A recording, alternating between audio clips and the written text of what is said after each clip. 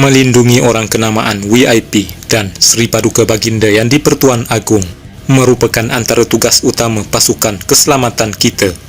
Tahukah anda bahawa pasukan keselamatan kita turut melindungi golongan VIP dan juga VVIP negara? Pasukan keselamatan kita harus melindungi mereka untuk mengelakkan ancaman terus kepada negara. Sebarang ancaman keselamatan kepada mereka akan membahayakan negara. Antara orang yang perlu dilindungi adalah Sri Paduka Baginda Yang di-Pertuan Agong dan keluarga, Duli Yang Maha Mulia Raja-Raja Melayu Yang di-Pertua Negeri dan keluarga, Perdana Menteri, Timbalan Perdana Menteri, Menteri Kabinet dan keluarga, Ahli Parlimen dan keluarga, pegawai-pegawai kanan kerajaan, pemimpin tertinggi pasukan keselamatan negara, individu-individu berkepentingan terhadap negara, individu yang diarahkan perlu diberi perlindungan. Juru iring atau bodyguard ini terdiri daripada anggota pegawai tentera Angkatan Tentera Malaysia dan Polis Diraja Malaysia PDRM. Kebiasaannya yang bertanggungjawab melindungi VIP ini ialah Unit Tindak Khas UTK PDRM atau Pasukan Khas Angkatan Tentera Malaysia ATM dan juga Polis Diraja Malaysia PDRM. Namun untuk Yang di-Pertuan Agong, Baginda boleh memilih pasukan mana untuk melindunginya. Untuk pengetahuan anda juga, Sultan Johor turut dilindungi oleh Johor Military Force JMF. Bodyguard utama Perdana Menteri keempat dan juga ketujuh Tun Dr. Mahathir Mohamad juga dahulunya ialah dari Unit Tindak Khas UTK Polis Diraja Malaysia. Kebanyakan ahli parlimen dilindungi oleh Unit Tindak Khas UTK Polis Diraja Malaysia. Terdapat juga anggota khas tanpa uniform digelar Ghost Operator melindungi mereka. Anggota pasukan bodyguard ini merupakan sebahagian daripada unit keselamatan negara dan hanya mereka yang layak digelar juru iring rasmi. Batalion pertama Regimen Askar Melayu Diraja juga turut bertindak sebagai unit bantuan dan perlindungan terhadap keluarga diraja. Perlindungan turut dibantu elemen risikan negara dalam memastikan kawasan itu selamat dari ancaman. Mari kita lihat skup-skup tugas juru iring ataupun bodyguard. Pengiring pribadi harus bertanggungjawab sepenuhnya bagi keadaan sekeliling sebelum kenderaan bergerak. Pengiring hendaklah memberi amaran kepada orang yang diiring tentang sebarang kecurigaan sebelum bertindak. Pengiring pribadi hendaklah menjalankan tugas pada jarak dekat dan elakkan daripada mendapat perhatian umum atau orang luar.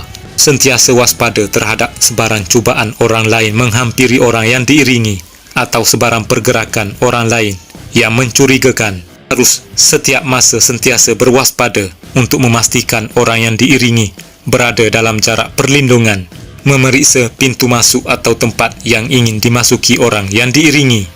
Pengiring juga harus lebih berhati-hati jika orang yang dilindungi ialah wanita dan kanak-kanak. Tidak perlu menolong membawa barang-barang untuk bergerak ke sana sini.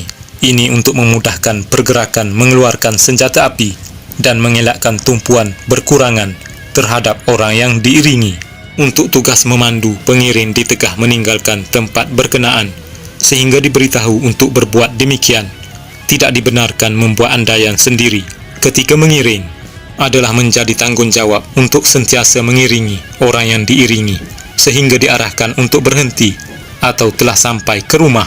Pengiring tidak dibenarkan bertukar peranan ketika bertugas. Pengiring juga harus menepati waktu ketika bertugas. Hendaklah bekerja sama dan saling memahami dengan ahli pasukan ketika bertugas. Komando kita dilatih dan mempunyai kursus khas dalam bodyguard atau menjadi pengawal keselamatan. Terdapat beberapa unit yang terintegrasi dalam memastikan keselamatan VIP negara terjamin ataupun dipanggil security detail. Antara unit dalam security detail ialah pengiring orang kenamaan VIP, pegawai pengiring, pengiring rapat, pemandu orang kenamaan, ketua kumpulan, kawalan pendahuluan, pegawai pengiring kanan, pegawai pengiring kiri, domain security, command post, strike force, quick reaction force, QRF, pengawal bantuan, kumpulan pendahuluan, komunikasi, unit penembak tepat, sniper juga turut terlibat jika perlu bergantung pada operasi. Persenjataan biasanya ialah seperti pistol atau senjata api lebih berat seperti assault rifle.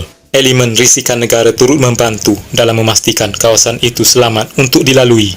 Untuk lawatan keluar negara, sebahagian juru iring kita akan tiba awal untuk memastikan keselamatan dan perjalanan pemimpin negara terjamin.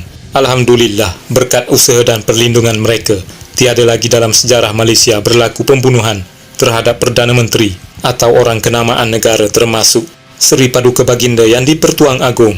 Pembunuhan yang pernah terjadi ialah kepada Ketua Polis Negara pada 1975. Bagi juru iring rasmi kerajaan, semua anggota ini dipilih secara dalaman oleh pihak Angkatan Tentera Malaysia dan juga Polis Diraja Malaysia.